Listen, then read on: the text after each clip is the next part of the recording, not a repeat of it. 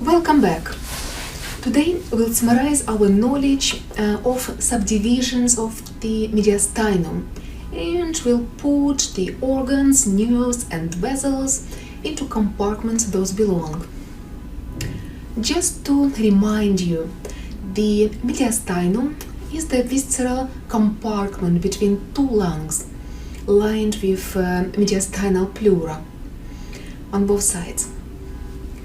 It is bounded anteriorly by the sternum and posteriorly by the thoracic vertebral column, and extends vertically from the thoracic inlet to the diaphragm.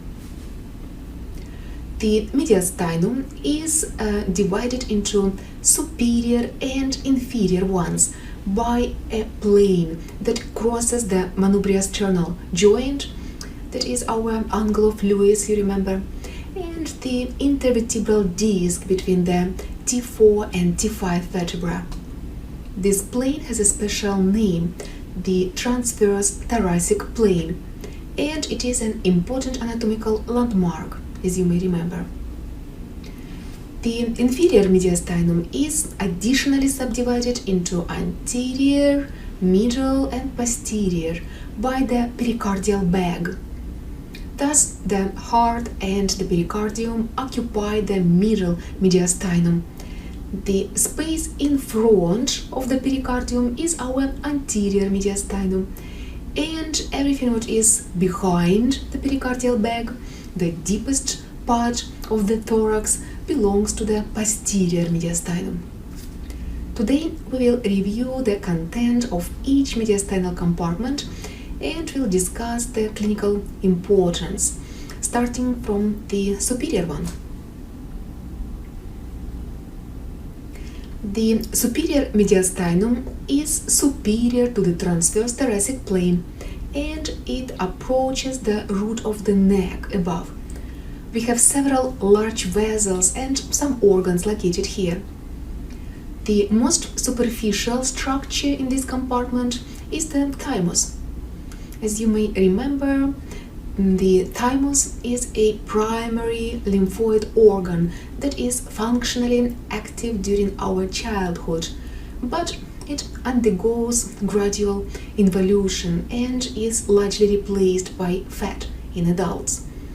It's a flat gland with flask-shaped lobes that lies posterior to the manubrium and sometimes extends into the anterior mediastinum down. Although our patients are mostly seniors, you may see some remnants of this gland in the dissection lab. Deep to the thymus, the brachiocephalic veins are located. Just to remind you, these veins are formed by confluence of the subclavian and internal jugular veins at the venous angle. The right brachiocephalic vein is running vertically and continues with the superior vena cava, while the left one takes more horizontal course as it has to cross the midline to reach and to open into the superior vena cava. The left brachiocephalic vein is a bit longer than the right one, and you will see this difference clearly on CT images.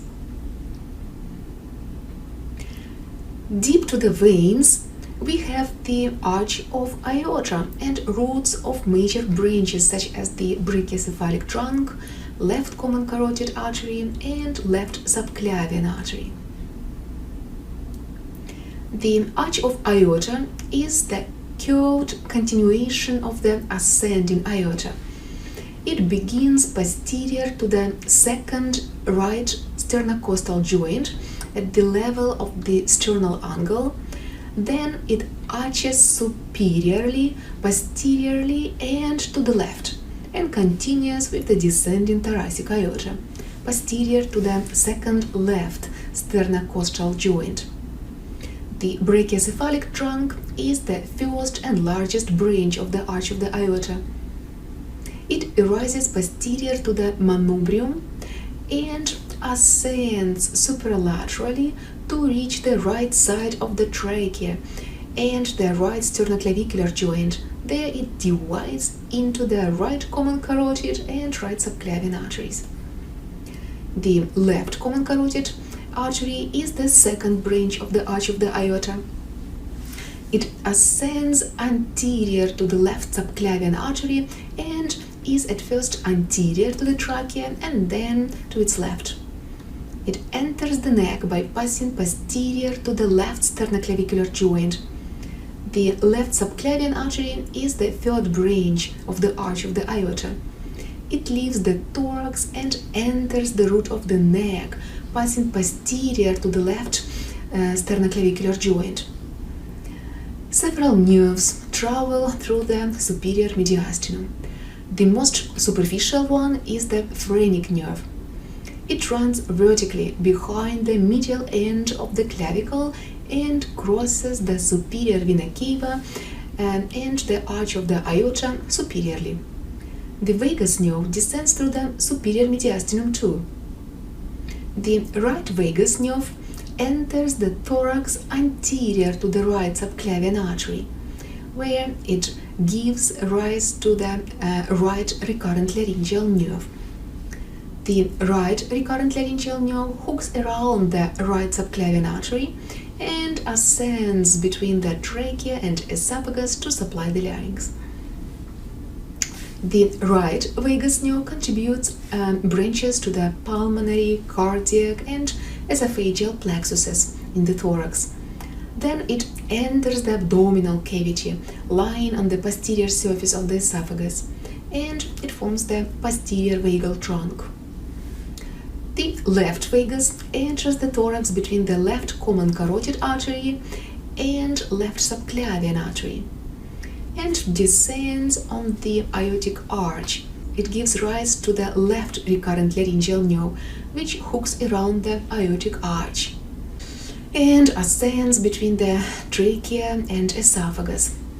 The left vagus further gives off thoracic cardiac branches, breaks up into the pulmonary plexus and continues into the esophageal plexus, and finally it enters the abdomen as the anterior vagal trunk, passing through the esophageal hiatus of the diaphragm. The cardiac autonomic plexus is located on the anterior and posterior surfaces of the arch of the aorta, so the arch of the aorta subdivides this plexus into the superficial and deep parts. The trachea descends anterior to the esophagus and enters the superior mediastinum, inclining a little to the right of the median plane. The posterior surface of the trachea is flat, where it is applied to the esophagus. The trachea ends at the level of the sternal angle by dividing into the right and left main bronchi. The trachea terminates superior to the level of the heart and is not a component of the posterior mediastinum. The esophagus enters the superior mediastinum between the trachea and vertebral column, where it lies anterior to the bodies of T1, T4. It is the deepest structure here, and it continues into the posterior mediastinum to reach the diaphragm and stomach. The terminal part of the thoracic duct runs through the superior mediastinum too, and it reaches and enters the left venous angle in the neck.